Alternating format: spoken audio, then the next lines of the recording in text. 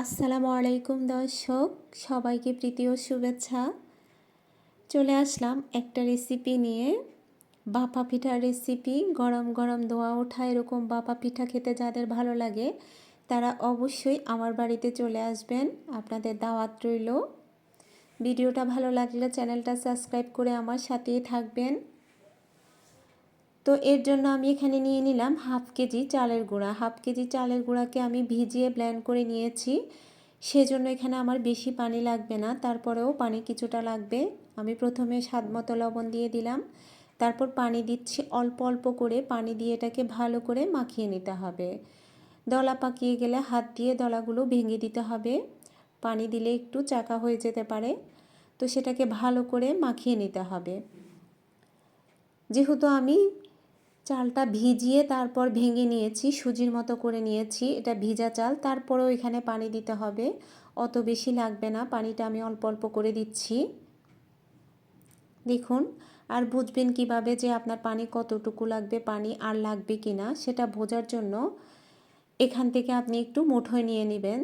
মুঠোয় নিলে হাতে যদি চাপ দেওয়ার সাথে সাথে এটা হয়ে যায় তাহলে বুঝবেন আর লাগবে না। আমার একটু জোরে চাপ দিতে হয়েছে, আরও একটু পানি লাগবে। তো আরও একটু পানি দিয়ে এটাকে আমি আধা ঘন্টার জন্য রেস্টে রেখে দেব।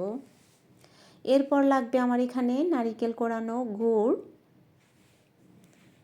আধা ঘন্টা পরে আমরা পিঠাটা তৈরি করতে চলে আসলাম। দেখুন, প্রথমে আমি একটু চালের গুঁড়া দিয়ে দিলাম এরকম একটা পিঠা বানানোর ছাঁচে, আপনাদের বোঝার জন্য দেখিয়ে দিচ্ছি। দেখুন, তারপরে দিয়ে দিলাম একটু গুড়। গুড়টা চাইলে আর একটু বেশিও দিতে পারেন, তবে আমি এটাতে কম দিয়েছি।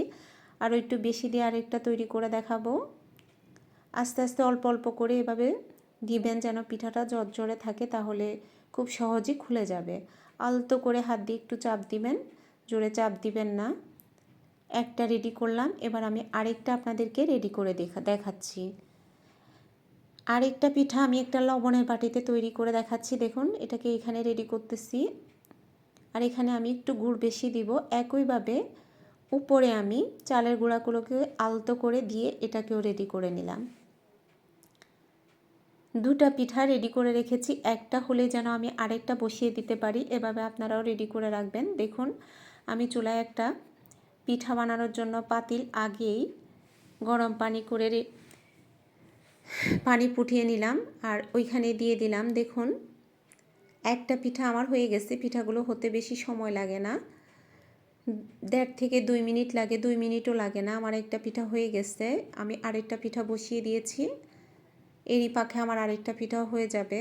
দেখুন, আরেকটা পিঠাও আমি আপনাদেরকে নামিয়ে দেখিয়ে দিলাম। এভাবে আমি সবগুলো পিঠা তৈরি করে নিয়েছি। খুব সহজে পিঠাগুলো তৈরি করা যায়, যে কোনো কিছুতেই পারবেন। এরকম ছাঁচ হলেও হবে, আবার ওরকম লবণের বাটিতেও আপনি তৈরি করতে পারবেন। আশা করছি আপনাদের ভালো লাগবে। যদি ভালো লেগে থাকে অবশ্যই চ্যানেলটা সাবস্ক্রাইব করে আমার পাশেই থাকবেন।